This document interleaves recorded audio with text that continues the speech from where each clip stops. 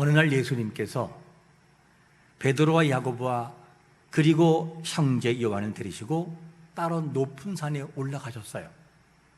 그런데 신기한 일이 뭐냐면 갑자기 그들 앞에서 예수님의 모습이 변하기 시작하는 거예요.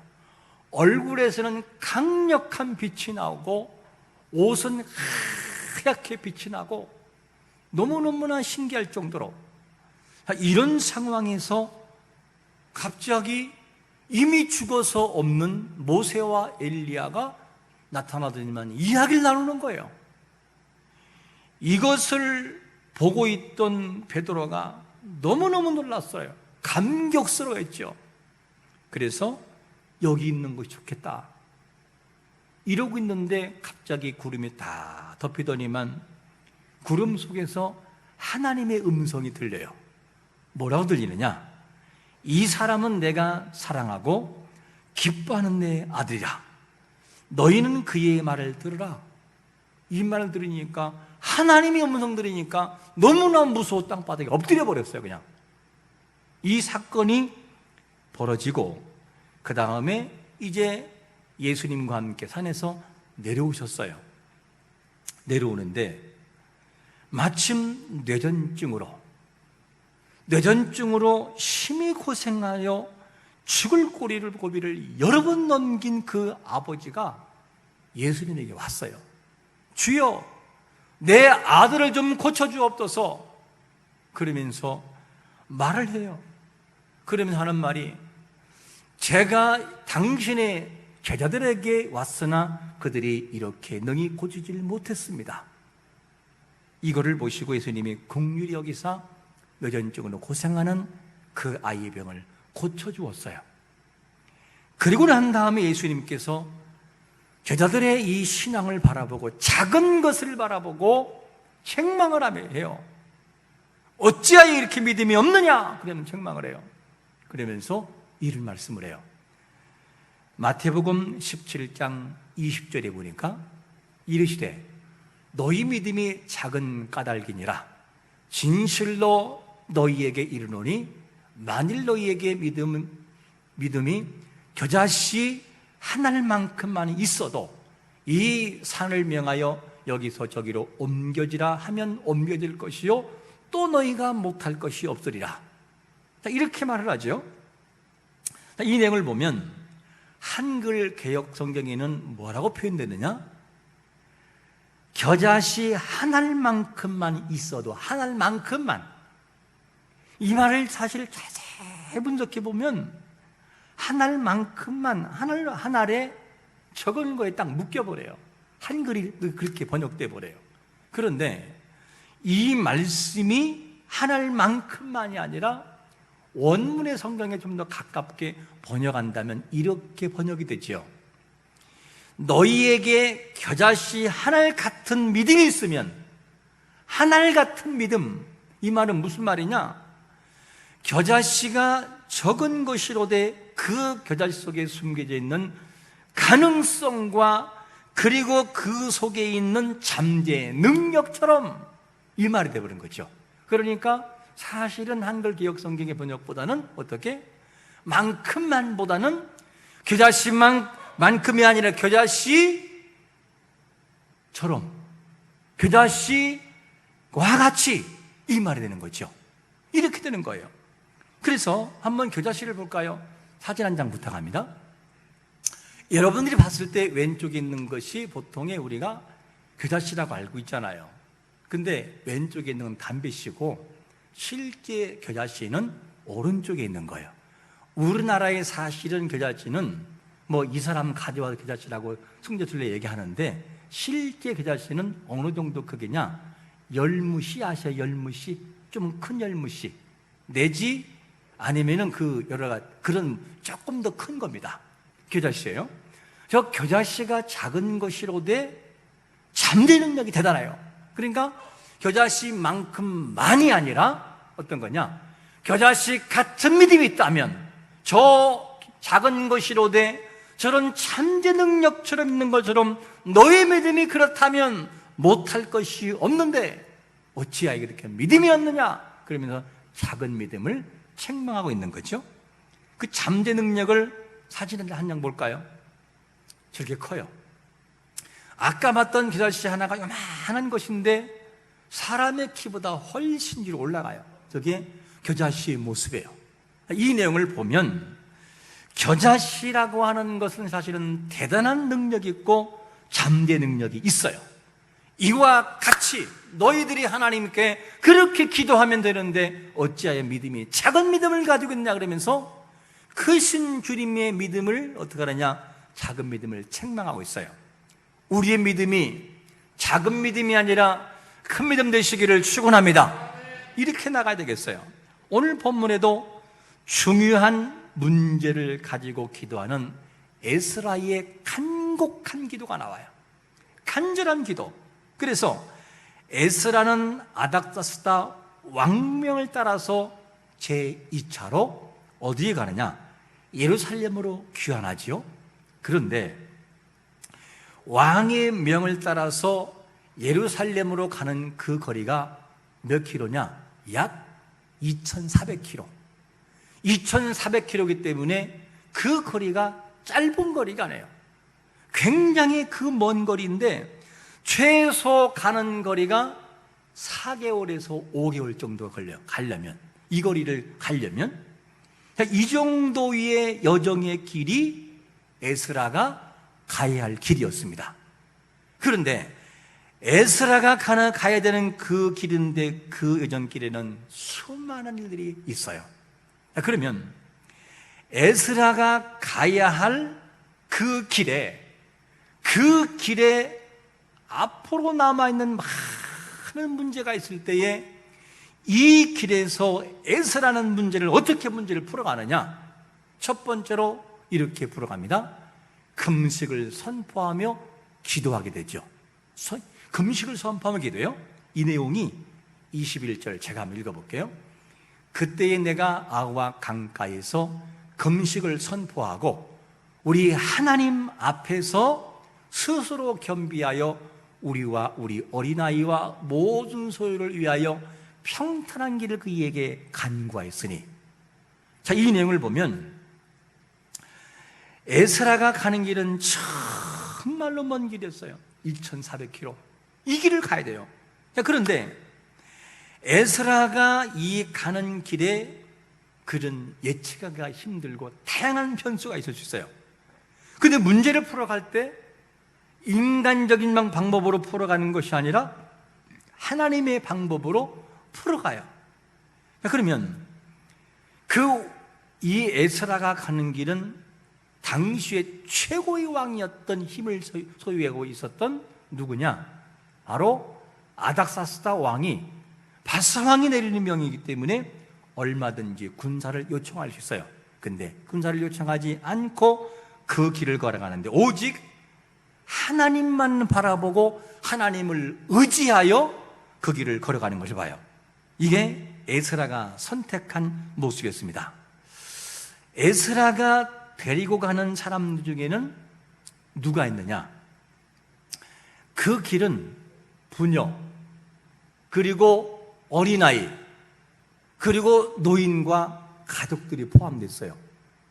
그러다 보니까 에스라가 가는 그 길은 정말 위험한 길이고, 여기 뭐가 있느냐? 바벨, 즉 왕이 준, 이방 지역에서 준 금과 은과 그릇들과 많은 물질들이 같이 겸비되고 있어요. 이거를 가지고 예루살렘까지 가야만 되는 상황이 있습니다. 이런 상황이 되다 보니까 이 에스라가 가는 길에는 어떤 것이 있느냐? 변수가 생겨요. 왜 그러냐? 왜 변수가 생기냐게 되면, 그 당시에 애굽에서 그 다음에 바벨론으로 오가는 모든 이 상인들을, 그 돈을 가진 것을 알고 도둑들이 잠복하고 있다가 매복하고 있다가 돈을 찾는 경우가 많았어요. 이렇게 매복해서 돈을 빼앗은 경우가 너무 많다 보니까 에스라가 예루살렘까지 가는 길은 분명히 이미 노출됐어요. 왕의 명을 통하여 내린 선포기 때문에 도독들이 너무 잘 알고 있는 거예요, 그거를. 그러니까 에스라에게는 어떤 것이 있느냐?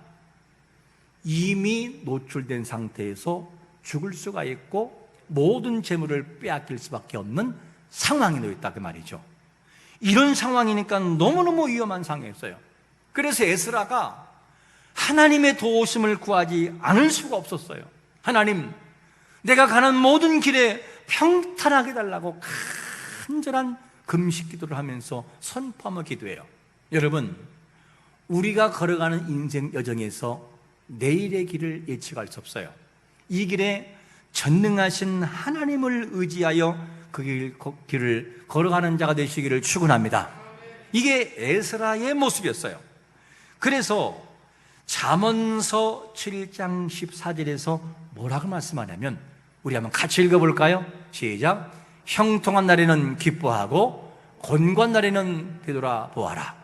이 두 가지를 하나님이 변화하게 하사 사람이 그의 장래일을 능히 헤아려 알지 못하게 하셨느니라.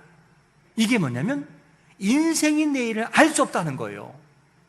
내일을 알 수 없다는 것은 뭐냐면 내일을 아시는 자의 그 하나님께 기도할 수밖에 없는 거예요. 여러분, 우리는 내일을 예측할 수 없어요.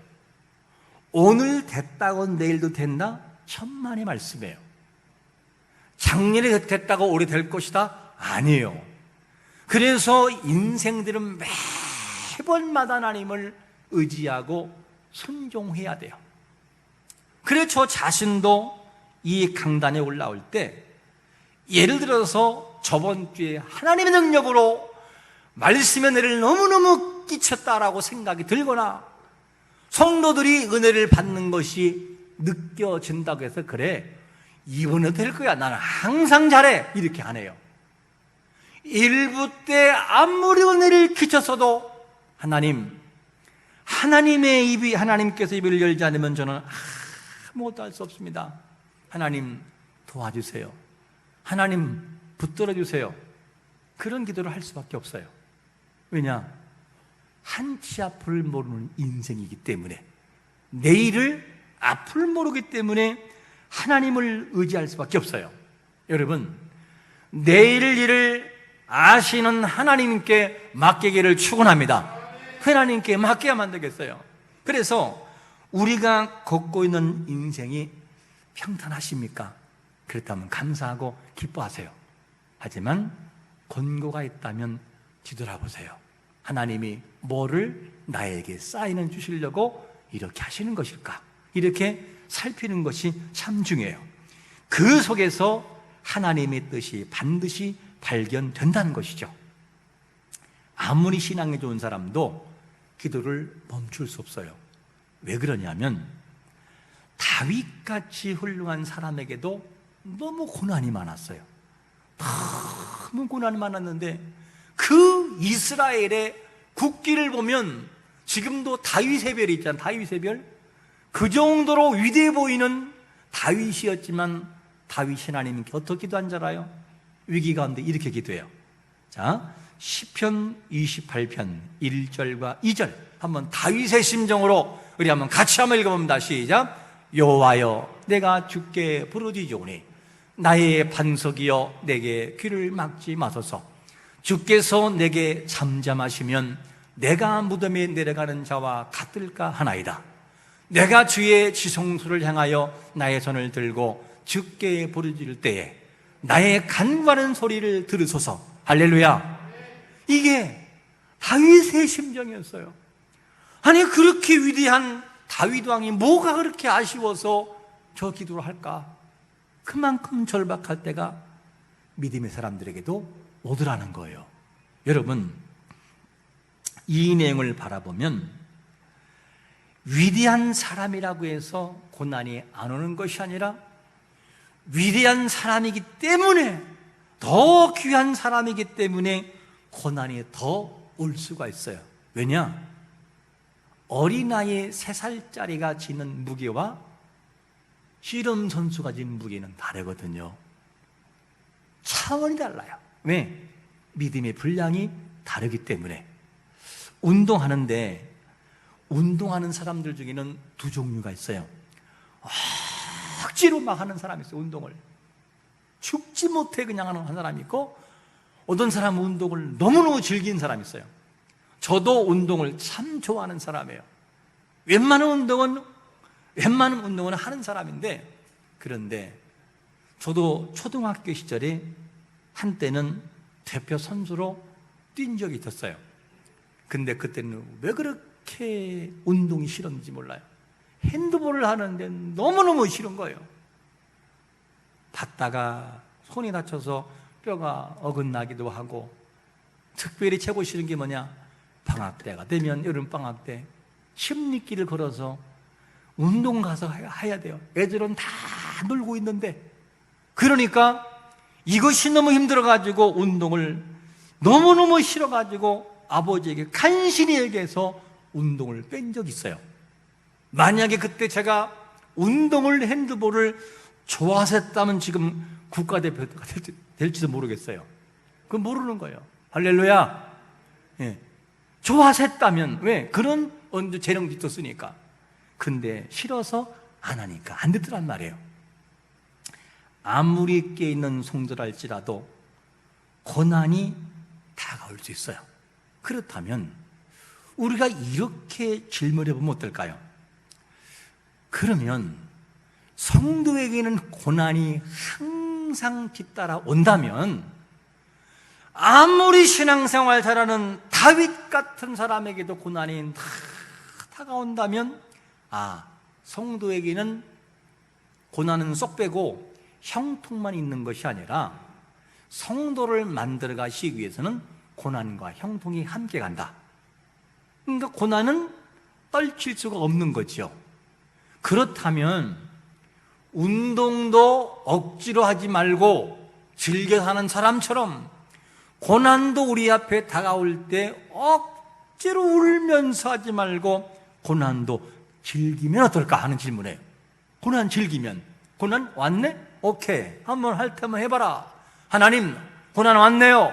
하나님이 반드시 뭔가 있다라고 생각을 합니다. 믿습니다. 그리고 오늘부터 기도합니다. 즐겨보라고, 고난을요. 그러면 그 즐김 뒤에 믿음으로 이긴 다음에 하나님이 하나님이 이걸 주려고 그러셨구나, 이렇게 느낄 때가 온다는 거죠. 왜 그것이 가능하느냐? 여러 사람의 반복된 인물을 드는 것처럼 아브라함은 묻겠습니다. 아브라함은 위대한 사람이었어요? 보잘것이 없는 촌뜨기였어요? 아주 가난한 촌뜨기였어요, 아브라함은. 그런데 아브라함이 결국 뭐가 되느냐? 하나님의 이끄심 속에서 어디를 가든지 하나님이 지켜주어요. 그래서 뭐가 되느냐? 믿음의 조상이 되고 하나님의 살아계심을 아브라함도 알고 사람들도 알아요. 아브라함을 못 건드려요.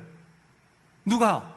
그 갈대아 우리에서 우상을 숭배하던 그 아브라함이 어떻게 하느냐?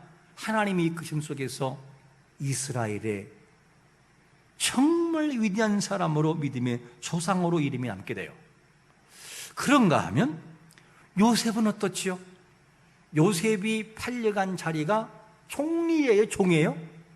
종의 자리예요. 그러면 종의 자리였으나 하나님이 함께 하심으로 뭐가 됐죠? 애굽의 총리, 왕 다음으로 가는 총리가 됐어요. 그뿐인가요? 사울은 어때요? 정말로 못된 사울이 하나님의 능력으로 바울로 바뀌는 역사가 있었어요. 그리고 그가 주를 위해서 생명하고 생명을 바치고 십자가가 이렇게 순교를 당해요. 자, 그러면 역사적인 인물로 볼 때 다 그렇다고 한다면 우리는 어떨까 하는 질문이에요. 우리도 누구냐? 하나님이 우리를 향한 뜻이 굉장히 깊어요. 누구보다도, 구약의 누구보다도 깊은 사랑이 우리에게 전가됐어요. 십자가라도 질 수 있고 하나님의 아들이신 예수님을 이 땅에 보내서 우리 자신들을 위해 죽을 정도의 그런 깊은 사랑이 우리를 향한 사랑이에요. 그러면 우리도 그렇다고 한다면 구약의 인물들이 그렇게 고난을 통해서 결국에는 그 자리에 올라간다고 한다면 우리도 그렇게 되지 않겠냐는 질문이에요. 그러므로 이양 고난 당하는 거 어떻게 해요? 고통스러워하고 막 죽는 것처럼 그렇게 하지 말고, 하나님 고난 왔지만 제가 하나님을 의지해요. 그리고 고난을 즐기면서 이기려면 어떡하는 질문이에요. 그러면 어쨌든 하나님이 그렇게 인도할 거, 그거를 믿고 그거를 바라보고 즐기며 나가면 찌푸려진 인상이 펴지게 될 것을 믿으시기를 축원합니다. 그게 성도의 강력한 힘이라는 거죠. 이런 모습을 가지고 나가는 것이 참으로 중요합니다. 그래서 우리는 항상 이 내용들을 잊지 말아야 돼요. 이런 각오, 뭐냐? 로마서 8장 17절과 18절을 한번 같이 읽어볼까요? 눈을 한번 크게 뜨고 시작. 자녀이면 또한 상속자 곧 하나님의 상속자요 그리스도와 함께한 상속자니 우리가 그와 함께 영광을 받기 위하여 고난도 함께 받아야 할 것이니라.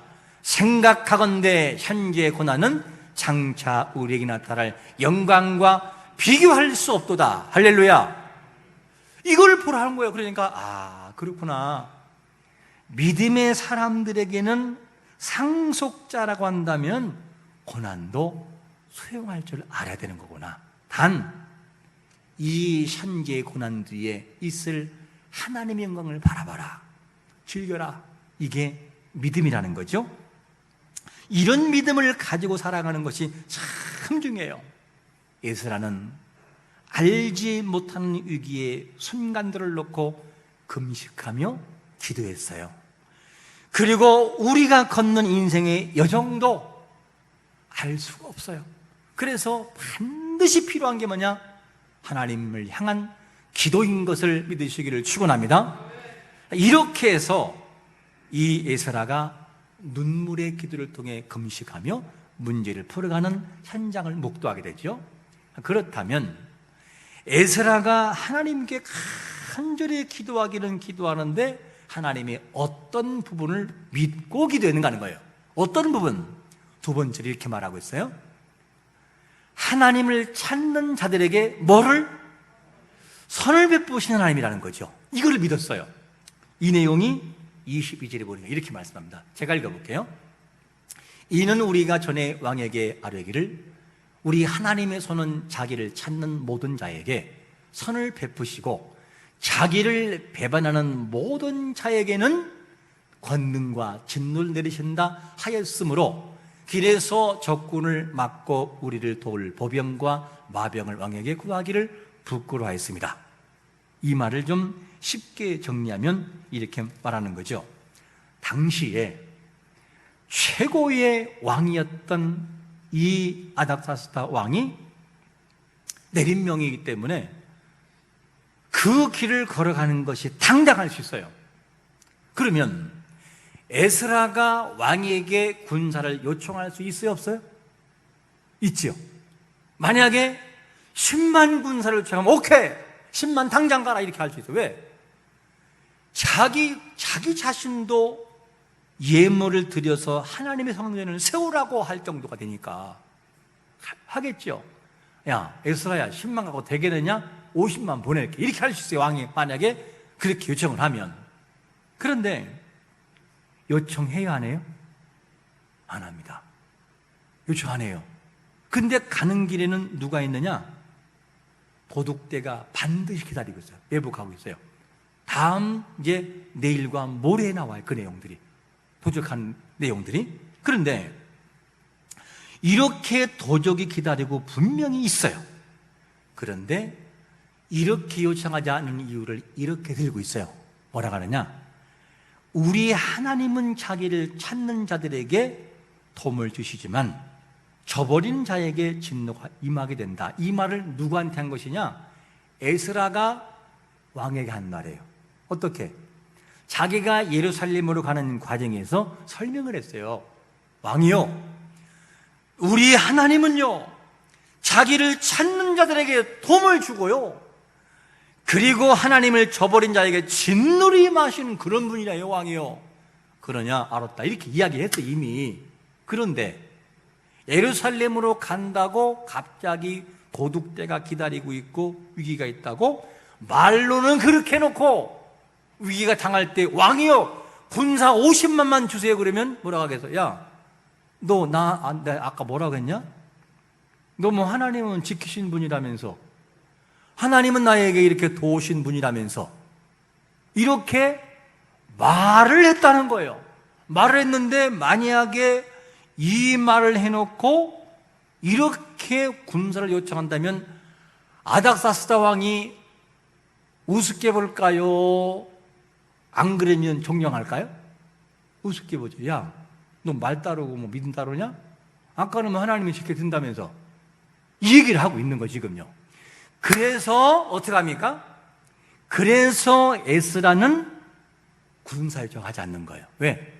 자기가 한 말을 왕에게 증명하기 위해서. 우리가 이게 참 중요합니다. 자기가 그 한 말을 지키기 위해서 왕에게 군사를 요청하지 않는 것을 봐요. 믿음이 뭐냐? 히브리서 11장 1절 우리 한번 같이 한번 읽어볼까요? 히브리서 11장 1절 시작. 믿음은 바라는 것들의 실상이요 보이지 않는 것들의 증거리. 믿음은 현재의 사실처럼 확신함으로 미래의 그 실체를 드러내고 눈으로 볼 수 없는 것들을 볼 수 있도록 증가하는 것이 뭐라고요? 믿음이라는 거예요. 그게 할렐루야. 그게 믿음이라는 거예요. 지금은 눈에 안 보여요. 그런데 그거를 실제 믿고 하는 거예요. 예를 들어 볼까요? 가정에서 아버지가 어머니가 하는 말이 뭐냐면 애들을 모아놓고 얘들아 어림을 당할 때 하나님께 기도해라. 하나님은 응답하신 분이시고 도우시는 분이야. 하나님 알겠지? 예 아빠 이렇게 했어요. 그런데 어떤 가정에 어려운 문제가 딱 생기니까 뭐냐면 막 죽으려고 그래요. 하나님은 안 보이고 막 인간적인 방법만 보여요. 그러면 애들이 뭐라 하겠어요? 아이고 아빠 뻥이네 뻥. 그렇지 않겠어요? 우리 아빠는 뻥이야 뻥. 왜? 말 따로 행동 따로니까. 그러면 안 믿는 거지요.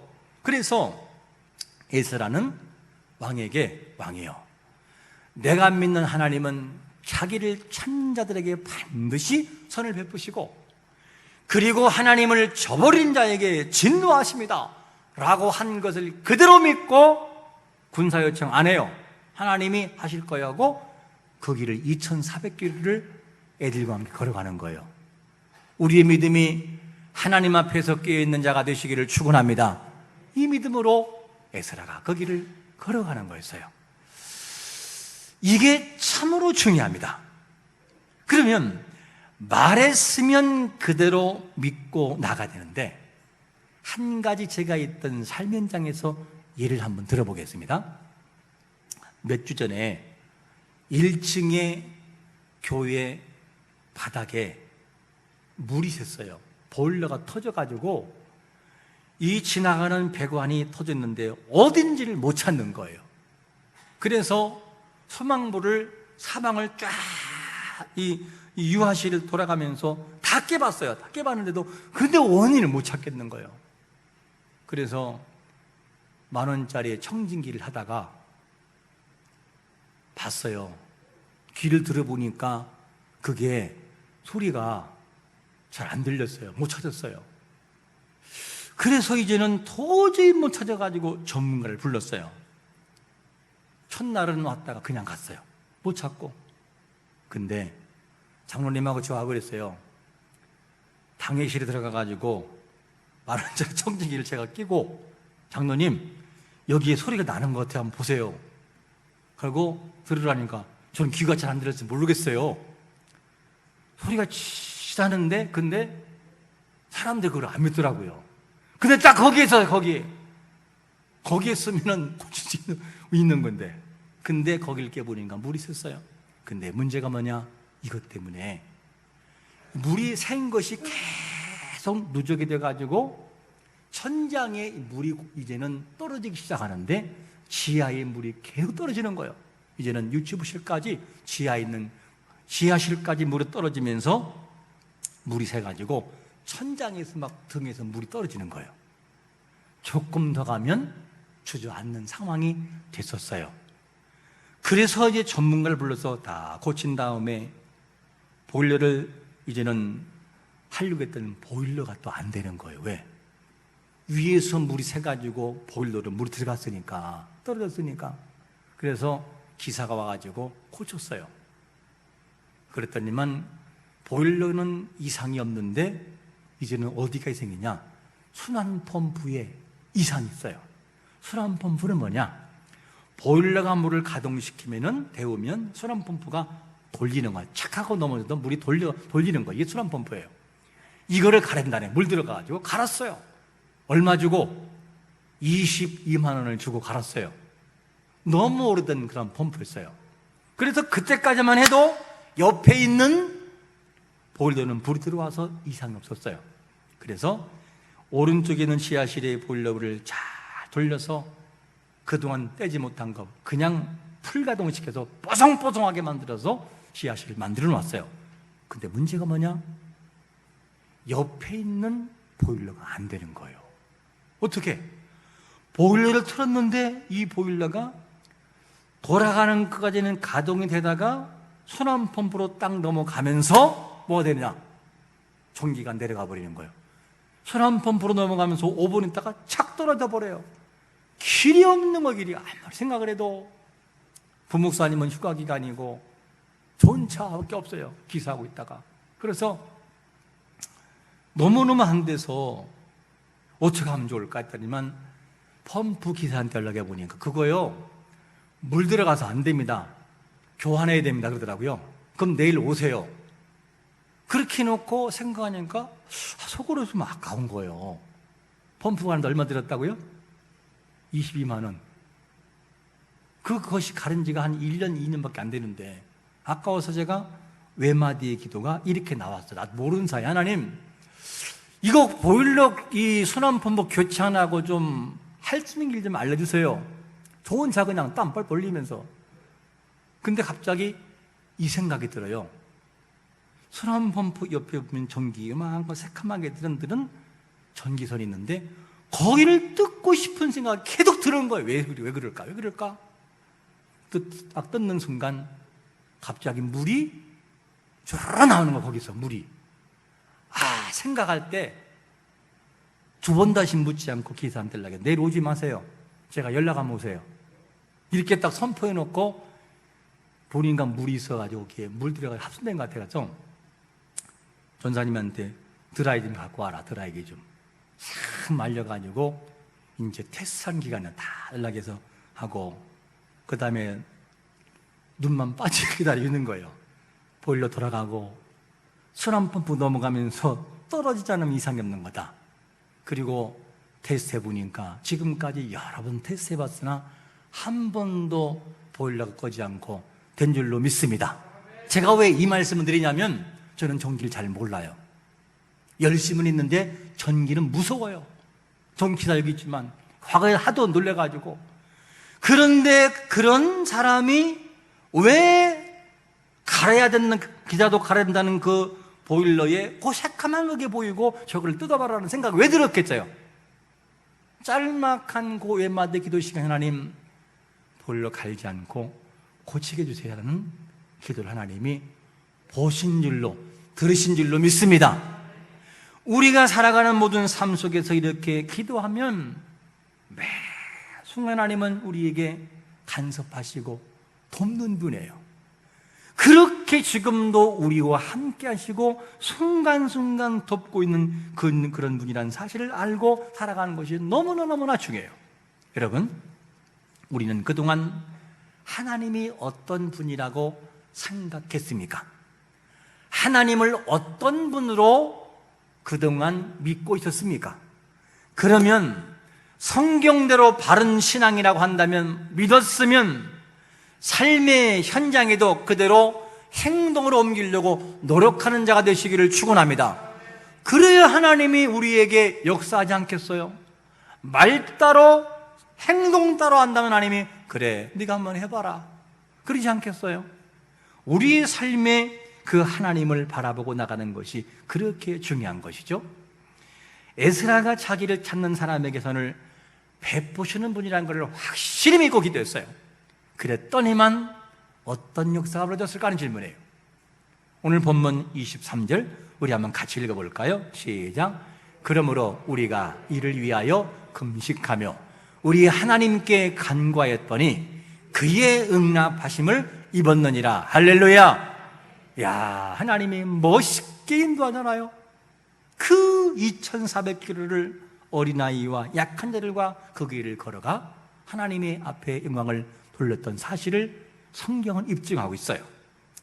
오늘 새벽에 이 말씀은 사실 제가 새벽 말씀 에스라를 다루면서 이미 한 번 했던 내용인데 조금 다르게 설교를 한 거죠. 그런데 제가 새벽 설교하는데 이런 감동이 왔어요. 이 말씀을 새벽에 한 번 했던 말씀이지만, 이 본문이지만 주일날 하면 좋겠다, 이 감동이 강력하게 왔어요. 그럴 때가 있어요. 그래서 설교 준비하면서 하나님이 제 마음속에 이런 감동 줬어요. 지금은 기도할 때이다. 기도할 때이다. 그러면서 뭐가 생각이 났냐면 나라를 위해서 기도할 때다. 그리고 경제 안보, 특별히 지금 코로나 질병, 이게 너무나 강력하게 떠올랐어요. 우리 교인들이 합력해서 기도할 때이구나. 코로나라고 해서 안 하는 것이 아니라 한번 기도해보자. 그리고 이 신앙을 위해서, 교회를 위해서 어떻게 무너진 예배를 놓고 기도해라. 기도를 놓고 기도해라. 중단된 전도를 놓고 기도하라. 이게 강하게 왔어요. 그리고 또 한 가지, 이런 부담. 제2차 전도 영혼사랑 초청잔치 9월달부터 해야지, 이 생각이 들었어요. 1차 한번 했잖아요. 1차 했을 때 사람들이 그럴지 몰라요. 목사님 코로나 시대에 무슨 교인도 안 나오는데 무슨 영혼사랑 초청잔치냐고. 저는 믿었어요. 하나님이 누군가는 보낼지를 보낼 것이다. 그런데 신기한 것이 뭔지 알아요? 기존 성도도 안 나오지만 하나님이 10명의 아름다운 사람을 보내주신 것을 믿으시기를 축원합니다. 그렇게 역사하시더라고요. 10명을. 이 코로나 시기에 이 내용을 보면서 제가 붙인 이름을 고민하다가 이런 제목이 나왔어요. 이번에 기도할 제목이 한 끼 여정 릴레이 금식 기도회. 한 끼 한번 금식해보자. 어떻게? 우리가 예측할 수 없는 여정, 인생길과 신앙길을 위하여 릴레이를 한번 기대해보자. 이 제목을 붙여서 주보에 나온 것처럼 그렇게 제목을 붙였어요. 저는 목회하면서 경험담이 있어요. 그게 뭐냐?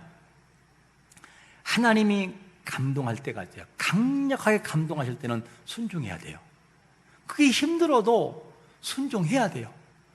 지금까지 힘들고 어렵다고 해서 이 시기에 무슨 기도 하고 안 하잖아요? 어려움을 당해요. 근데 어렵고 힘들어도 하나님 할게요. 그냥 과감하게 순종하면 그 길 걸어가면 좋은 일이 생겼어요. 그리고 하나님이 얼마나 기뻐하는지 저는 목회 현장에서 너무나 많은 경험을 했어요. 그래서 장로님들에게, 양일교회 장로님들 이런 감동이 와서 해야 되겠습니다. 내가 카톡을 보면서 양해하시고 우리 협력합시다. 한 명도 누가 토를 달잖아요. 왜? 장로들은 마음이 하나 돼서 도와주니까. 그리고 지금까지 한마디 누구 얘기도 안 해요. 그렇게 하셔야죠. 이 마음.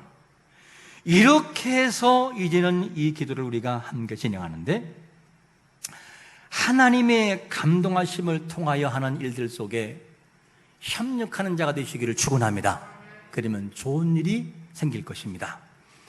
나라의 위기를 놓고 정말 기도할 때요, 교회와 신앙을 놓고 정말 기도할 때요, 영혼사랑 1년 동안 멈춰서는 안 돼요. 우리는 할 것은 해야 됩니다. 단 기도할 때 이따 광고하겠지만, 나와서 기도하는 것도 물론 있지만 그것보다는 직장에서, 가정에서 5분 이상은 주어진 제목을 놓고 기도할 수 있지 않느냐. 아침에 일어나서 하나님, 이 제목을 놓고 기도합니다. 이 나라와 민족을 놓고 기도합니다. 하나님 도와주옵소서. 5분 할 수 있잖아요. 무너진 예배와 기도 생활과 가정을 놓고 기도할 수 있잖아요. 그리고 영혼을 놓고 5분 동안 간절히 기도하고 출근할 수 있잖아요. 직장에서, 가정에서, 어디든지 그렇게 해보자는 거예요. 근데 하나님은 그거를 보시는 거예요. 반드시 보십니다. 우리가 이 말씀처럼 에스라가 정말 가기에 갈 때의 어려운 여정길을 하나님께 맡기면서 그 예측하지 못하는 그 길을 온전히 맡기고 기도할 때에 하나님의 응답하심이 있었음이라는 말씀처럼 우리에게도 이런 응답을 경험하는 성도가 되시기를 예수 그리스도의 이름으로 축원합니다. 아멘.